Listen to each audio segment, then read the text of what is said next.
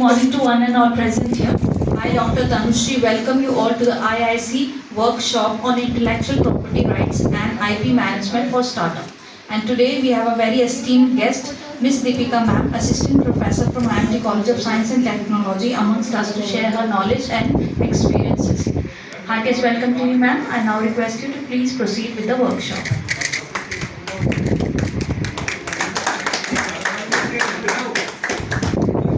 क्या बात है? आवाज नहीं आ रहा?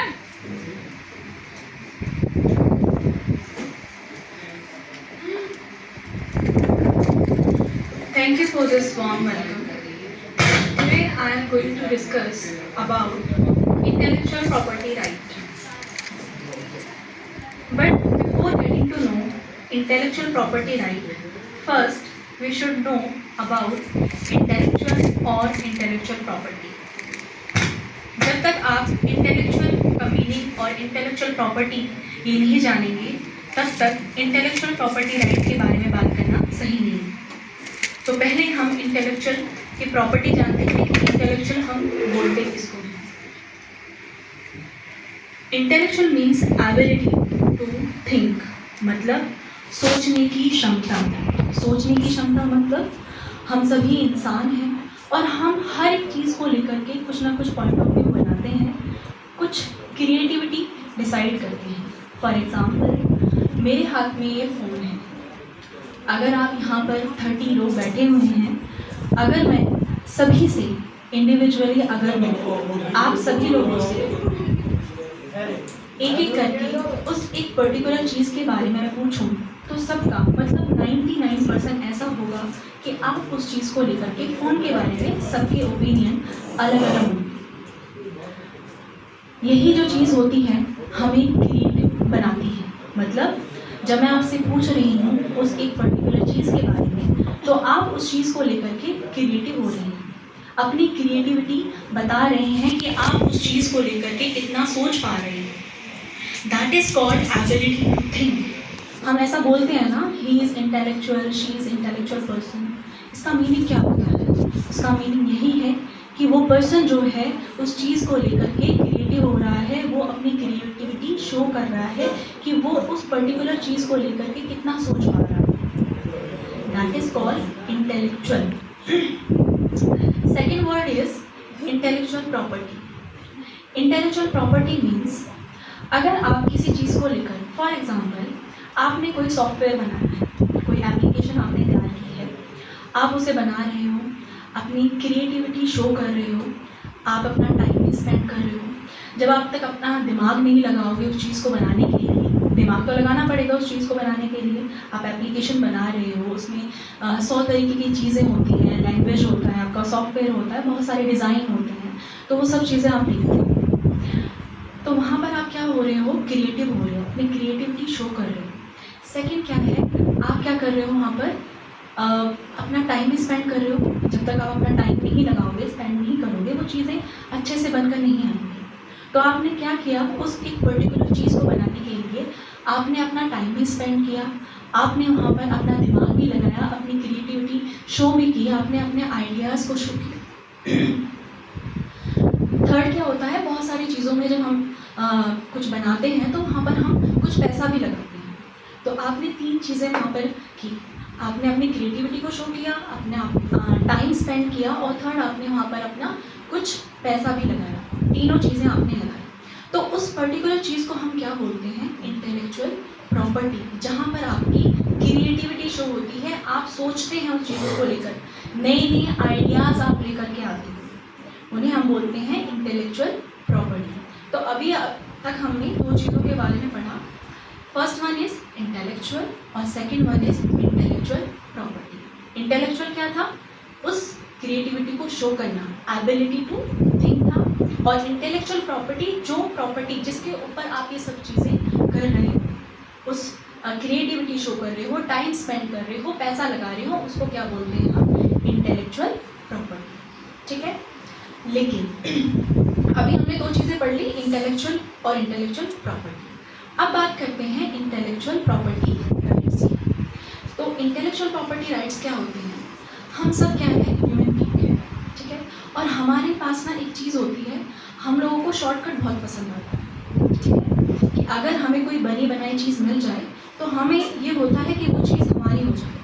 ऐसा होता है ना, मतलब 99% ऐसा होता है कि हमें शॉर्टकट में कोई चीज़ मिल जाए और कि उसने अपना दिमाग लगाया है, अपना टाइम स्पेंड किया है, तो ये चीज़ हमारी हो जाए, ठीक है। तो इन्हीं चीज़ों को देखते हुए, लेकिन अगर आपने कोई एक चीज़ बनाई है, कोई प्रॉपर्टी आपकी है, आपने कोई एप्लीकेशन, जैसे मैंने अभी एग्जांपल दिया एप्लीकेशन का, अगर आपने कोई एप्लीकेशन बनाई है, आपने अपना दिमाग खर्च किया है, अपना पैसा लगाया है, अपना टाइम स्पेंड किया है उस चीज़ के पीछे, आपको नहीं लगता कि वो चीज़ आपकी होनी चाहिए? होनी चाहिए ना आपकी वो चीज़, आपका हक होना चाहिए उस चीज़ पर। इन्हीं सब चीज़ों को देखते हुए कानून पास किया गया, लॉ पास किया गवर्नमेंट ने कि उस चीज़ पर सिर्फ आपका हक होना चाहिए, आपका राइट होना चाहिए, वो चीज़ आपसे छीनी ना जाए, कोई दूसरा पर्सन उस पर अपना हक ना दे। इसीलिए उन्हीं राइट्स को जो उस पर्टिकुलर चीज़ के ऊपर, उस थिंग के ऊपर जो आपने इन्वेंट की है, जिस पर आपने अपना दिमाग लगाया है, आपने अपनी क्रिएटिविटी को दर्शाया है, आप क्रिएटर बने हो जिस चीज़ के लिए, उस चीज़ को क्या बोलते हैं हम, उन राइट्स को हम क्या बोलते हैं, इंटेलेक्चुअल प्रॉपर्टी राइट्स। ठीक है, समझ आया? पहला था इंटेलेक्चुअल, हमने पढ़ा, देन हमने इंटेलेक्चुअल प्रॉपर्टी के बारे में बात की, and the last one is intellectual property rights. Intellectual property के बारे में बात की, देन इंटेलेक्चुअल प्रॉपर्टी राइट्स।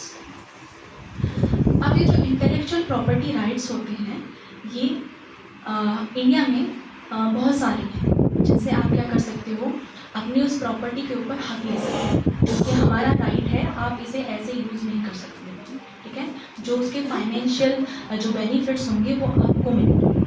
कानून जो है, जो लॉ बना है, वो इसी चीज़ को लेकर के बना है कि जो फाइनेंशियल जो बेनिफिट्स हैं उन चीज़ों को लेकर के आपको मिले, आपको वहाँ पर आपका मॉरल राइट हो उस चीज़ को लेकर के, ठीक है।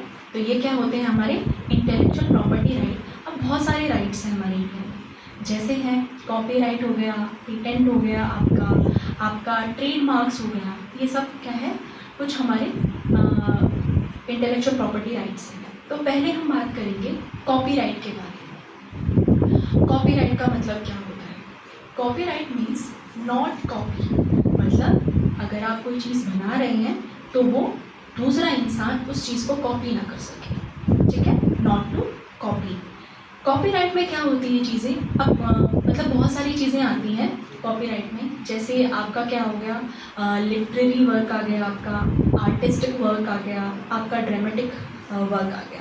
जैसे लिटरेरी वर्क में जैसे क्या होता है, कोई आपने पोएम लिखी है, कोई बुक पब्लिश की है आपने, कोई कॉमिक्स लिखा हुआ है, कुछ भी जो ऐसी चीज़ें होती हैं जो लिटरेसी से रिगार्डिंग होती हैं, वो किसके अंदर आती हैं, लिटरेरी वर्क के में आती हैं, ठीक है। सेकेंड है आर्टिस्टिक वर्क। आर्टिस्टिक वर्क में क्या होता है, जैसे कि आपने कोई डांस किया है, कोई जिसमें आपने क्रिएटिविटी दिखाई है कोई डांस करते हुए, या फिर कोई आपने कोई वीडियोग्राफी की है, कुछ ऐसा है ना। तो ये सब चीज़ें किस में आती हैं, आपकी आर्टिस्टिक में आती हैं। अच्छा, जैसे कोई पेंटिंग कर दी आपने, कुछ ड्राइंग की है कुछ अलग हट करके, वो सारी चीज़ें किस में आती हैं, आपकी आर्टिस्टिक वर्क में आती हैं। लास्ट वन इज़ ड्रामेटिक, मतलब आपने कोई ड्रामा शो किया, कोई यूनिक सा ड्रामा कि जो आपने जो पहले ना किया हो किसी ने ड्रामा शो, तो वो किस में आ गया। आप वहाँ पर क्या कर सकते हो, कॉपीराइट ले सकते हो कि कोई दूसरा इंसान अगर इस चीज़ को लेकर के कोई कॉपी करे तो वो आपकी परमिशन से करे, ठीक है ना, विदाउट परमिशन उस चीज़ को ना करें। तो ऐसे ही इन सब चीज़ों को कैटेगराइज किया गया है कि आप इन सब का कॉपीराइट ले सकते हो और कुछ पर्टिकुलर टाइम के लिए ले सकते हो, ठीक है। कॉपीराइट के अंदर दो चीज़ें होती हैं, हम डॉक्ट्रिन हम यहाँ पर डिफाइन करते हैं। 2 डॉक्ट्रिन्स होती हैं। फर्स्ट है स्वेट ऑफ ब्रो डॉक्ट्रिन होती है, और सेकंड वन है आपका मॉडिकम ऑफ क्रिएटिविटी डॉक्ट्रिन।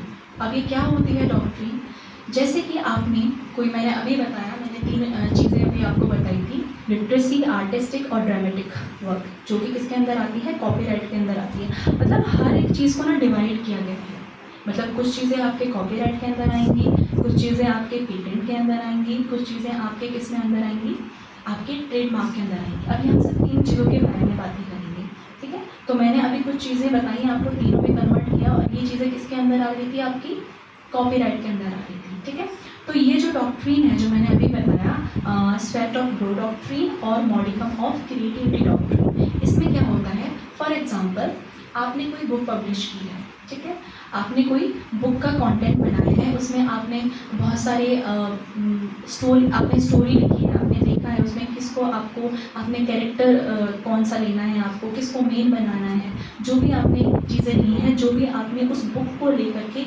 अपनी क्रिएटिविटी शो की है, वो चीज़ें किस में आएंगी, आपकी मॉडिकम ऑफ क्रिएटिविटी डॉक्ट्रिन में, जहाँ पर आप क्रिएटिव हो रहे हो, जहाँ पर आपकी हर चीज़ नई है, आप एक अलग चीज़ लेकर के आ रहे हो, एग्जाम्पल लेकर के आ रहे हो। फॉर एग्जाम्पल आपने कोई बुक पब्लिश की और वो बुक का जो सारा कंटेंट है वो किसी से मिलता ही नहीं है, मैच ही नहीं करता, एक अलग ही स्टोरी है।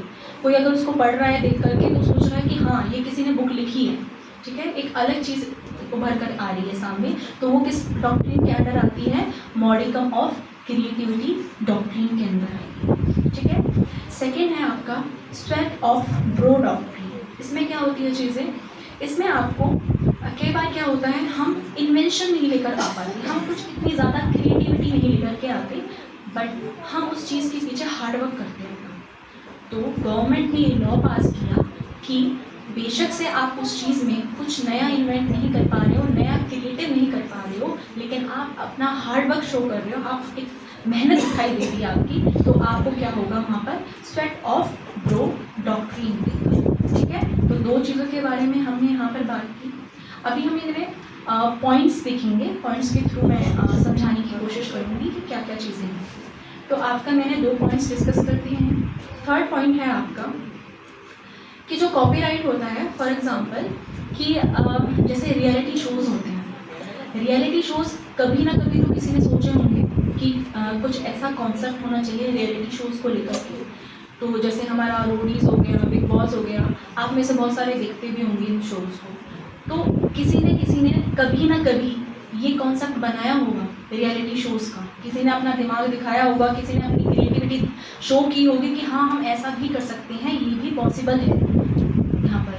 तो वहाँ पर क्या होता है, अगर आप कोई रियलिटी शोज़, ये वैसे मैं एग्जांपल दे रही हूँ, अगर आप रियलिटी शो को लेकर के कुछ बना रहे हैं तो वहाँ पर आपको कॉपीराइट रियलिटी शो पर नहीं मिलेगा, वहाँ पर कॉपीराइट आपको मिलेगा जो आप पर्टिकुलर शो बना रहे हो। जैसे रोडीज़ हो गया, आप रोडीज़ के ऊपर ले सकते हो, आप कॉपीराइट की कोई दूसरा कॉपी ना कर सके उस चीज़ को। आप बिग बॉस के ऊपर ले सकते हो कि उसको कोई कॉपी ना कर सके।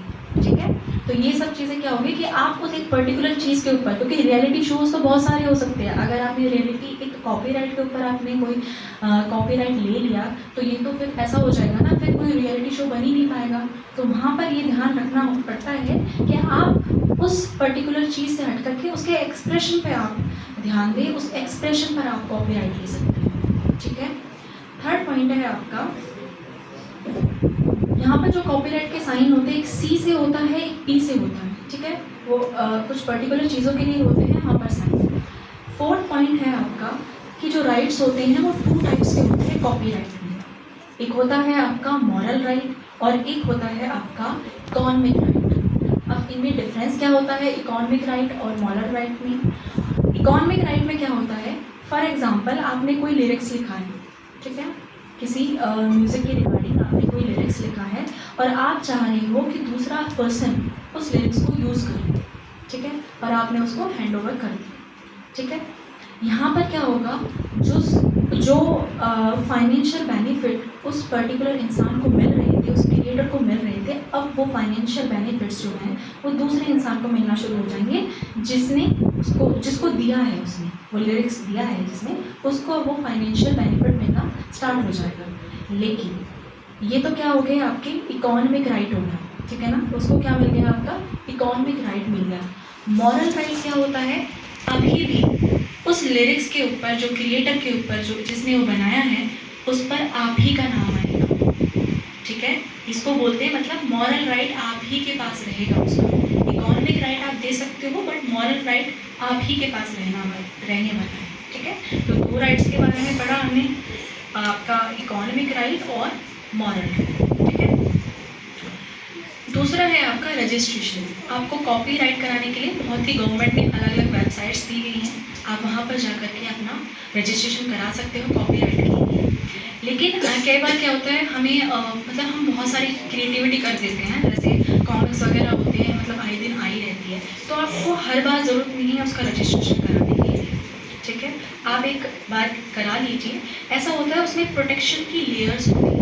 अगर आप एक बार करा रहे हो, आपको बेनिफिट मिल रहा है उसका कॉपीराइट का, करा रहे हो, लेकिन हो सकता है आप तीसरी या चौथी बार ना करा पाए, तो उसमें आपको क्या होता है, उसमें लेयर्स दी होती है प्रोटेक्शन की, तो वो लेयर्स आपको नहीं मिलेंगी। ऐसा नहीं है वो कॉपीराइट, आपको वो राइट कहीं जाने वाला है, आप ही के पास रहेगा, बट वो जस्ट कुछ लेयर्स बना रखी हैं, वो लेयर्स आपको शायद ना मिले, ठीक है। तो ये सब चीज़ें हमने पढ़ी। कॉपीराइट का मीनिंग पढ़ा कि नॉट टू कॉपी होता है। सेकंड क्या है आपका, हमने पढ़ा कि कौन कौन सी कॉपीराइट, कौन कौन सी चीज़ें हैं हमारी उसमें जहाँ पर आप कॉपीराइट ले सकते हो। फर्स्ट था आपका, मैंने आर्टिस्टिक वर्क बताया था, लिटरेरी वर्क बताया था, और एक था आपका ड्रामेटिक। इसमें आपका कोई पोम लिखते हो, आप कोई बुक पब्लिश करते हो, कोई आप डांस का कोई स्टेप जो नया है जो आपने किया है, या फिर कोई आप लिरिक्स लिख रहे हो, कोई ड्रामा क्रिएट कर रहे हो, ये सब किसके अंडर आती है, कॉपीराइट के अंदर आती है। थर्ड पॉइंट हमने पढ़ा कि उसका डॉक्ट्रिन के बारे में, इसमें था स्वेट ऑफ ब्रो डॉक्ट्रिन था, और मॉडिकम ऑफ क्रिएटिविटी डॉक्ट्रिन था, जिसमें मैंने बताया आपको कि मॉडिकम ऑफ क्रिएटिविटी डॉक्ट्रिन में क्या था कि आप क्रिएटिविटी कर रहे थे, जहाँ पर आप टोटली आप क्रिएटिव हो रहे हैं, आप एक नई चीज़ लेकर आ रहे हो, तो मॉडिकम ऑफ क्रिएटिविटी डॉक्ट्रिन के अंदर आती है। दूसरा मैंने बताया स्वेट ऑफ ब्रो डॉक्ट्रिन, जिसके अंदर क्या होती है, आप हार्ड वर्क कर रहे हो लेकिन फिर भी वो आप चीज़ आपको मिलेगी, मतलब वहाँ पे भी आपको बेनिफिट्स होंगे, वो इसके अंदर आ रहे थे, स्वेट ऑफ ब्रो डॉक्ट्रिन के अंदर आ रहे थे। फोर्थ पॉइंट था, मैंने आपको एक रियलिटी शो का मैंने एग्जांपल दिया। रियलिटी शो मतलब कि अगर आप उस पर्टिकुलर चीज़, मतलब protect the expression of idea not the idea itself, कि आप उस एक चीज़ के ऊपर नहीं ले सकते कॉपीराइट, हाँ उसके एक्सप्रेशंस पर आप ले सकते हो। जैसे मैंने रोडीज़ और बिग बॉस का एग्जांपल दिया, रियलिटी शो के ऊपर आप कॉपीराइट नहीं ले सकते हो, बट हाँ आप बिग बॉस, रोडीज़, इन सब जो रियलिटी शोज़ होते हैं और भी होते होंगे, के ऊपर क्या ले सकते हो, कॉपीराइट ले सकते हो। उसके बाद है मैंने साइन बताया और 2 टाइप्स ऑफ राइट बताए, जिसमें एक था मॉरल राइट और एक था इकोनॉमिक राइट। मॉरल राइट क्या था आपका, कि आप ही के पास उसका मॉरल राइट रहने वाला है, हमेशा यही लिखा हुआ आएगा कि इसका क्रिएटर कौन था, क्रिएटर चेंज नहीं हो सकता है, हाँ बट आप इकोनॉमिक राइट किसी और को दे सकते हो, मतलब कि जो फाइनेंशियल जो बेनिफिट्स होंगे वो कोई दूसरा इंसान ले सकता है। तो ये सब क्या थे, कॉपीराइट के बारे में हमने पढ़ा। उसके बाद आता है आपका पेटेंट। पेटेंट क्या होता है, सबसे पहले बात करते हैं हम, पेटेंट जो है वो 2 टाइप्स का होता है, एक होता है आपका प्रोसेस पेटेंट और एक होता है प्रोडक्ट पेटेंट। प्रोसेस पेटेंट और प्रोडक्ट पेटेंट में क्या डिफरेंस है, जैसे आपने कोई दवाई बनाई, कोई मेडिसिन बनाई, ठीक है, उस मेडिसिन को बनाने के लिए आपने कोई प्रोसेस बनाया होगा, कोई प्रोसेस आपने सोचा होगा, उस प्रोसेस के अंडर ही वो मेडिसिन बनी होगी। तो क्या होता है, अगर आपने उस प्रोसेस, अब 2 चीज़ें होती है वहाँ पर, एक प्रोसेस पेटेंट होता है, उस पर्टिकुलर प्रोसेस के ऊपर आप पेटेंट ले सकते हो, और उस प्रोडक्ट के अंडर आप पेटेंट ले सकते हो। तो प्रोसेस पेटेंट में क्या होता है आपका, अगर आपने प्रोसेस पेटेंट लिया हुआ है तो आप उसको वहाँ पर दूसरे वाले प्रोसेस से आप उस मेडिसिन को बना सकते हो, बट अगर आपने उस प्रोडक्ट पेटेंट पर अगर पेटेंट लिया हुआ है तो आप उस प्रोसेस पे भी अप्लाई नहीं कर सकते, मतलब कि वहाँ पर वो प्रोसेस भी ब्लॉक हो जाएगा अगर आपने उस पर्टिकुलर प्रोडक्ट के ऊपर पेटेंट लिया हुआ है। तो ये बात रही प्रोसेस पेटेंट की और प्रोडक्ट पेटेंट की। उसके बाद होता है जो पेटेंट में हम चीज़ें देखते हैं, एक होता है नॉवेल्टी। नॉवेल्टी का मतलब होता है कुछ नयापन, मतलब पेटेंट में आप जनरली क्या करते हैं, कुछ इन्वेंशंस होती हैं, इन्वेंशंस को ही आपको इन्वेंट करना होता है, उसी में कुछ नयापन लेकर के आना होता है। तो वो क्या हो गया, एक पॉइंट हो गया नोवेल्टी का, हो गया मतलब नया कुछ होना चाहिए आपकी उस इन्वेंशन में, तभी जाकर के आप उस पर्टिकुलर चीज़ के ऊपर पेटेंट ले सकते हो। सेकेंड हो गया यूटिलिटी। यूटिलिटी का मतलब है या तो वो इन्वेंशन इंजीनियरिंग होनी चाहिए या फिर साइंस से रिगार्डिंग होनी चाहिए, 2 ही आप यहाँ पे चीज़ें ले सकते हो, एक इंजीनियरिंग हो गया और एक क्या हो गया आपका साइंस से हो गया, इसके अलावा आप नहीं ले सकते। अगर इसके अलग से अगर कोई और चीज़ें आ रही हैं तो फिर वो पेटेंट में आपका इंक्लूड नहीं किया जाएगा, ठीक है। तो नोवेल्टी हो गया, यूटिलिटी हो गया, एक हो गया इन्वेंटिवनेस। इन्वेंटिवनेस में क्या हो गया कि आप कोई ऑर्डनरी चीज़ नहीं बना सकते हो। अगर कोई ऑर्डनरी चीज़ ही है, आप उसी चीज़ को बार बार लेकर के आ रहे हो, तो वहाँ पर गवर्नमेंट आपको अप्रूव नहीं करती कि आप उस पर पेटेंट ले सकते हो, ठीक है। वहाँ पर क्या होगा, आपको एक्स्ट्रा ऑर्डनरी आपको कुछ चीज़ें करनी पड़ेंगी, तब जा कर के आपकी जो इन्वेंशन है उस पर आप पेटेंट ले सकते हो, ठीक है। तो हमने थर्ड पॉइंट है आपका कि जो पेटेंट होता है वो 20 ईयर्स के लिए आप ले सकते हो। 20 ईयर्स के बाद आप उस किसी को हैंड ओवर कर सकते हो और वो क्या हो जाएगी, वो पर्टिकुलर चीज़ जो है, थिंग है, वो क्या हो जाएगी, इन्वेंशन जो है आपकी ऑफ पेटेंट हो जाएगी। क्या हो जाएगी, ऑफ पेटेंट हो जाएगी। तो पेटेंट में हमने पढ़ा कि पेटेंट में क्या होता है, इन्वेंशंस होती हैं। इन्वेंशंस में मैंने एक एग्जांपल लिया था, मेडिसिन का एग्जांपल लिया था, जिसमें मैंने आपको समझाया प्रोसेस पेटेंट क्या होता है और प्रोडक्ट पेटेंट क्या होता है। मेडिसिन जो है उस पर आप प्रोडक्ट पेटेंट ले सकते हो, उसके लिए जो हमने प्रोसेस अप्लाई किया है उसके लिए हम ले सकते हैं प्रोसेस पेटेंट ले सकते हैं। अगर आपने प्रोसेस पेटेंट लिया है तो इसका मतलब आप प्रोडक्ट बना सकते हो, बट अगर आपने प्रोडक्ट पेटेंट लिया हुआ है तो फिर आप उस पर प्रोसेस पेटेंट भी अप्लाई नहीं कर सकते। सेकेंड चीज़ मैंने आपको बताई कि 20 ईयर्स के लिए आप पेटेंट लगा सकते हो, उसके बाद ऑफ पेटेंट हो जाएगी वो चीज़ें। थर्ड पॉइंट मैंने पढ़ा, पेटेंट में आपका नोवेल्टी होना चाहिए, आपकी यूटिलिटी होनी चाहिए और एक इन्वेंटिवनेस होना चाहिए। नोवेल्टी में कुछ नयापन होना चाहिए इन्वेंशन में, तभी जाकर के गवर्नमेंट आपको अप्रूव करती है कि आप इस पर पेटेंट ले सकते हो। सेकंड थिंग है आपकी कि यूटिलिटी होनी चाहिए। यूटिलिटी का मतलब क्या है, एक पर्टिकुलर डिपार्टमेंट से होना चाहिए, मतलब इंजीनियरिंग होनी चाहिए या फिर वो साइंस से रिगार्डिंग आपकी इन्वेंशन होनी चाहिए, तभी जाकर के वो अप्रूव लेती है पेटेंट की। और थर्ड था आपका पॉइंट इन्वेंटिवनेस। इन्वेंटिवनेस का मतलब क्या था कि वो इन्वेंशन ऑर्डनरी बिल्कुल भी नहीं होनी चाहिए, एक्स्ट्रा ऑर्डनरी होनी चाहिए, तभी जा कर के आप उस पर्टिकुलर चीज़ के ऊपर इतना पेटेंट ले सकते हैं, ठीक है। तो हमने कॉपीराइट और पेटेंट के बारे में पढ़ चुके हैं।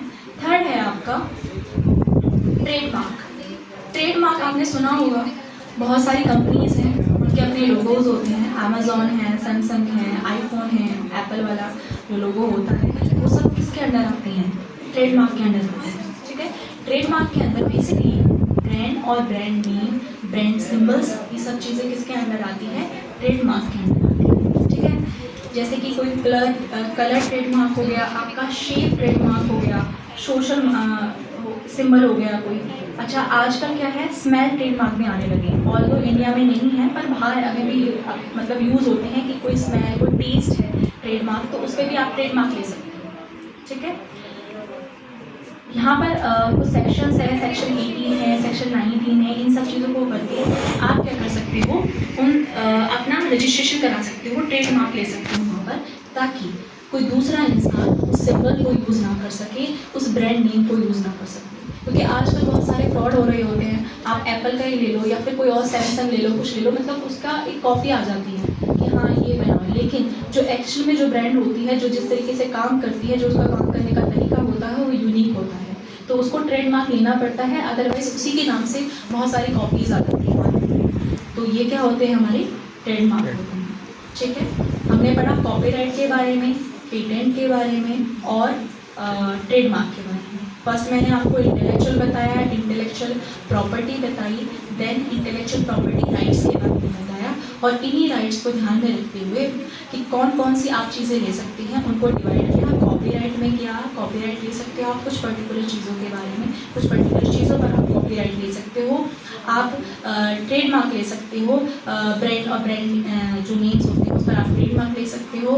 पेटेंट ले सकते हो, जो इन्वेंशंस होती हैं उन पर आप क्या ले सकते हो, पेटेंट ले सकते हो, ठीक है।